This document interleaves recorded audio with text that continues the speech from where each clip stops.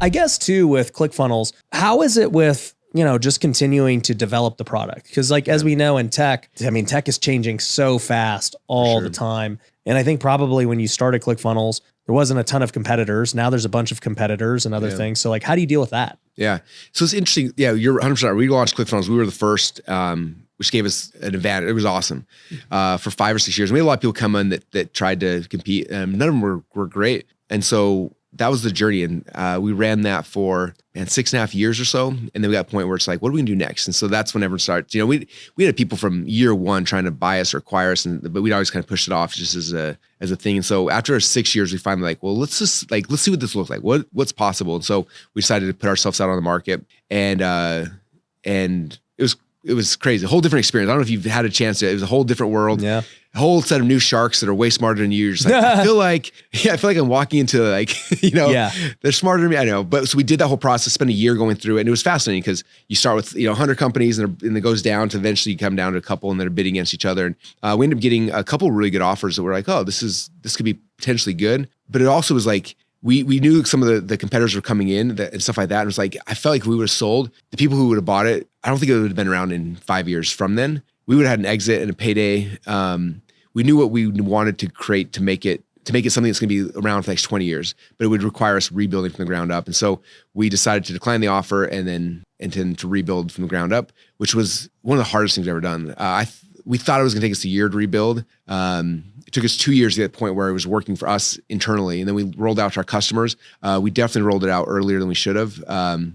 When you're using a platform, you don't see the bugs. When we did our big launch, we had 18,000 people sign up in a day. And all of a sudden we realized oh my gosh, there's way more bugs. We start stress testing. Yeah. So it definitely was a year of us just getting under control, which was brutal. It was hard. We lost a lot of people because of that. So that was hard. And then we spent the last year since then really making it. I'm really proud of it now. In fact, we're running, we're putting through on one of our businesses, 20, 30 million a year, one of them over 100 million a year. So it's working, it's stress tests, it's awesome. But we had that time where we made that transition. We lost some trust with people and some faith in people. So now we're coming back and trying to rebuild that. So that's been the harder thing, is just these things that you don't know as you're going into it, that have been interesting. But it's also cool though, because right now there's more people sign up for ClickFunnels per day right now than there was before.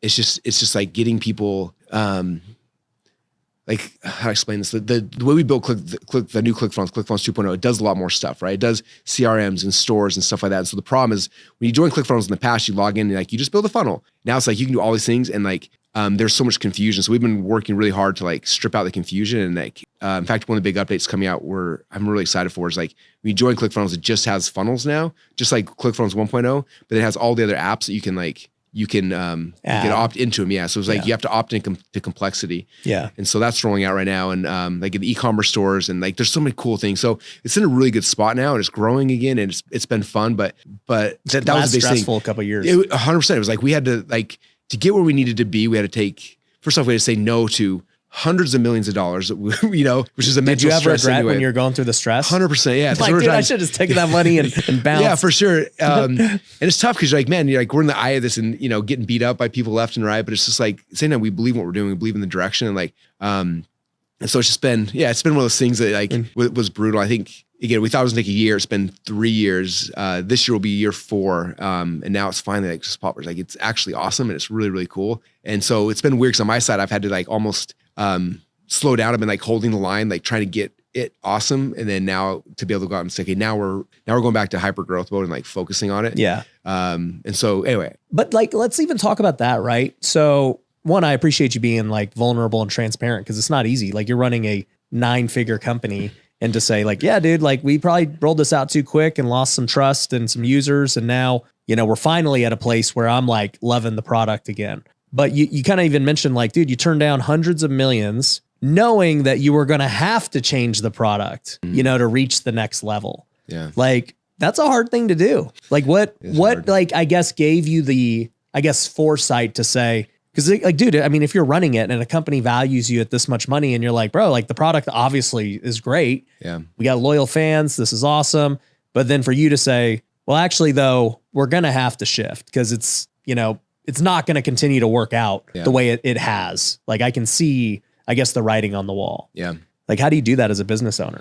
It's tough. I think back to like when we made that decision, and for me, it was very much like, I don't know. I don't know if everyone feels this way. I think everyone's in business for different reasons. I think for me, I very much feel like business, like all of us get put into a business because we've been called to serve somebody, right? Like, yeah. And I'm a big believer, like I was put on this earth 20 years ago. For some reason, I got super interested in direct response marketing and funnels and all these stupid things when I was in college. Like, why did I care about, you know what I mean? Yeah. For some reason, like that desire was placed in my head. I got really good at it. I became obsessed with it. Like, I feel like I was given those gifts because there's someone I was supposed to serve. And so for me, it's like, this is the group of people I'm serving and I love them. It's been so much fun the last 6 years. But I was like, I feel like if I bounce right now, like, I don't know what's going to happen to them. And I was like, I want to make sure that they're in good hands. And people ask like, would you sell ClickFunnels in the future? I'm like, yes, as long as it's like, yes, for sure. But no, but like, as long as it was a spot where it's like, this is like my people, like I've left you in a spot where it's like, it's going to get better and not worse. I feel like if we would have left then, it would have been atrophy and it would have been 5 years from now, it would have been gone and that would have sucked, you know? Yeah.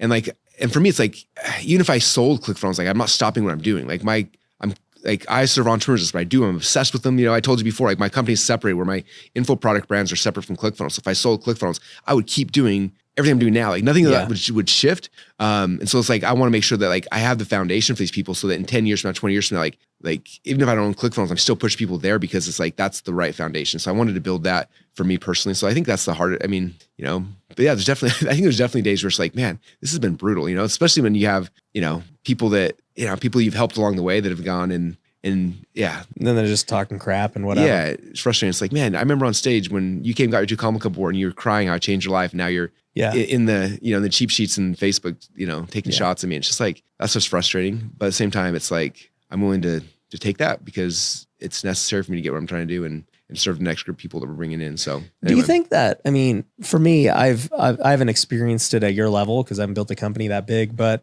you know, I think for me too, I've experienced that just like people taking shots and stuff as, you know, you get bigger, but also too, is you just have more mistakes as an entrepreneur. Like inevitably your mistakes are seen more. Cause it's not like, your mistakes are ways they're amplified. Yeah. And they're bigger cause you just do things bigger. Yeah. And I've had to learn to deal with that too, where it's like, man, dude, like, okay, but what about the other 9 things that were great, but then the one thing wasn't, you know? And it's like, it's just kind of the world we live in with social media now where it's like a very, just gotcha game. Yeah. But then, you know, you think about it too, and it's like, all right, you know, people are hating for a day and then they're on to hating the next person, the next, like, it's just, it's so just 1.5 weeks, like Facebook says. You gotta refresh it. You're all right. You screwed up. You know, you go get crapped on for a week and then like, all right, cool. Yeah. Whatever. Yeah. It's tough, man. Sometimes I've watched some of the, when some of the worst came out and stuff, I watched some of your content and then, which was amazing, by the way. Like, but it was just interesting. I saw you kind of having to read, like, make a second post and third post. And I had the same thing. I was like, I made a post and it's like, I said, this does not mean this. Like, it can be this and this. It doesn't mean this or, you know, and like people take things out of context and then, and they're faster. You know, it's interesting is like when you're the underdog and you're the up and coming, they all want to celebrate your success. When you're on top, like everyone wants to see the hero fall. Yeah. And it's interesting. And like I had a couple in January where I was at my son's wrestling tournament. Something, you know, anyway, long story short, something happens in wrestling tournaments all the time. It's not that, anyway, my kid's getting choked and I jump out and I try to stop the match, gets caught on video, goes viral. And it's crazy. Like everyone in the wrestling community, everyone in the business community, like everyone who's ever had something like, you know, cause I'm a pretty clean cut kid. I don't do like, you know, and like, they're like, oh, find something to talk about Russell. And like, they're making videos and they're like, Russell beats up kids and like, all, and like, and they're all like taking the 10 seconds of fame, take shots at me. I'm just like, are you freaking kidding me? Like, I've been nothing but like trying to serve my face off for 10 years. The second they have a shot to like, the hero falls, let's hit him while he's down. Like, I was like, I would never do that to somebody. It just blows my mind that like, you know, and so, but it's just like, that's the world we live in. But you're right. Like, you know, you stand there and get kicked nuts for a couple of weeks and then they're on to the next thing. But it's like, it's brutal. But I think that's why it's so important to like, I don't know, if business was just business for me, like I would have bounced a long time ago. But it's like, if you really believe in like the calling that you have and you're like, this is something that I'm willing to take these shots because I believe in the thing that I'm doing, then it makes it possible. Otherwise, like, like I have people come into my world. They're like, I'm gonna start a business. Like, why? Like, I want to make some money. Like, man, you need something deeper. It's a long road because you're gonna get punched in the face many times. And if money's the only motivator, it's not worth it, man. You'll just go to your other job and you'll be fine. Yeah, for sure. No, I'm with you, man. It's I always tell just our students and everything else, I'm like, you got to have a deeper why for why you're doing it. You know, at the end of the day, you know, why? because every shot you take in the face, every hour you work, every time you figure it out and then it no longer works. And you're like, dude, I thought I just figured this out. Yeah. And then now I'm back to the drawing board again. Like you will quit at some point if your why is not strong enough. Yeah. And so, it's just, you do get to see someone's character though, when times get hard, when everybody's rolling, everybody looks good. Yeah. And I do think we were talking about this, like the economy plays a role in that too. I think people are much more, just unhappy when the economy's not good. And so we're going into an election cycle, which is not going to be a friendly one. I think everyone's agitated moving into that, and like, there's gonna be so much divisiveness in the next 8 months that just sucks. Yeah. You know? So we're just in this weird arena right now.